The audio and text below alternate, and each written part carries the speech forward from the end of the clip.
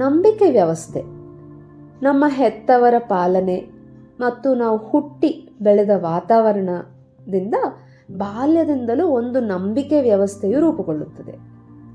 ಬೆಳೆದ ನಂತರ ಆ ನಂಬಿಕೆ ವ್ಯವಸ್ಥೆಯು ಸರಿಯಾಗಿದೆಯಾ ಇಲ್ಲವಾ ಎಂದು ಪರಿಶೀಲಿಸಿಕೊಳ್ಳಬೇಕು.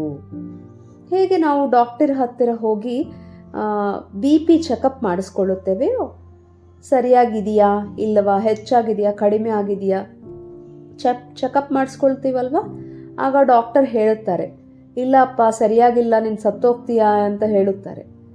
ಸೊ BP ಚೆಕಪ್ ಮಾಡಿಸ್ಕೊಳ್ಳೋದಕ್ಕೆ ಎಕ್ಸ್ಪರ್ಟ್ ಹತ್ತಿರ ಹೋದಂತೆ, ಹಾಗೆಯೇ ನಮ್ಮ ಜಮೀನಿನಲ್ಲಿ ಏನಾದರೂ ಯಾವುದೇ ಒಂದು ಬೆಳೆ ನಾಟಿ ಮಾಡೋ ಮೊದಲು ಮಣ್ಣು ಪರೀಕ್ಷೆ ಮಾಡಬೇಕು. ಆಗ ಆ ಮಣ್ಣಿನಲ್ಲಿ ಏನಿದೆಯೋ ಇಲ್ಲವೋ ತಿಳಿಯುತ್ತದೆ. ಹಾಗೆಯೇ ಸಂಗೀತವನ್ನು ನೀವು ಕಲಿತಿದ್ದೀರಿ, ಆಗ ನಿಮ್ಮ ಹಾಡು, ನಿಮ್ಮ ಸಂಗೀತ ಸರಿಯಾಗಿದೆಯಾ ಇಲ್ಲವಾ ಎಂದು ಒಂದು ಬಾಲಮುರಳಿ ಕೃಷ್ಣ ಅಂತಹ ಒಂದು ತಜ್ಞರ ಹತ್ತಿರ ಹೋಗಿ ಪರಿಶೀಲಿಸ್ಕೊಳ್ಳಬೇಕು, ಅದು ಸರಿಯಾಗಿದೆಯಾ ಇಲ್ವಾ ಅನ್ನೋದು ಚೆಕ್ ಮಾಡ್ಕೋಬೇಕು.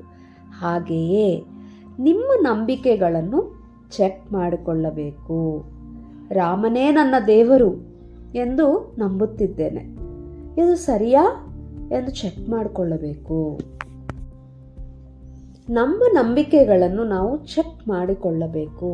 ಆಗ ಮಾತ್ರ ನೀವು ಜ್ಞಾನಯೋಗದಲ್ಲಿ ಇದ್ದಂತೆ. ನಿಮ್ಮ ನಂಬಿಕೆಗಳನ್ನು ನೀವು ಚೆಕ್ ಮಾಡಿಕೊಳ್ಳಲಿಲ್ಲ ಎಂದರೆ ನೀನೊಬ್ಬ ಮೂರ್ಖನು. ನಿಮ್ಮ ನಂಬಿಕೆ ವ್ಯವಸ್ಥೆಯು ನೀವು ಚೆಕ್ ಮಾಡಿಕೊಳ್ಳಬೇಕು. ಪ್ರತಿ ರಂಗದಲ್ಲಿ ಎಕ್ಸ್ಪರ್ಟ್ಸ್ ಇರುತ್ತಾರೆ. ನೀವು ಫೈಟಿಂಗ್ ಕಲಿಬೇಕು ಅಂದರೆ ಆ ಫೈಟಿಂಗ್ ರಂಗದಲ್ಲಿ ಎಕ್ಸ್ಪರ್ಟ್ಸ್ ಇರುತ್ತಾರೆ. ಅವರ ಹತ್ತಿರ ಹೋಗಿದರೆ ಚೆನ್ನಾಗಿ ಫೈಟಿಂಗ್ ನಮಗೆ ಹೇಳ್ಕೊಡುತ್ತಾರೆ, ಕಳಿಸ್ಕೊಡುತ್ತಾರೆ.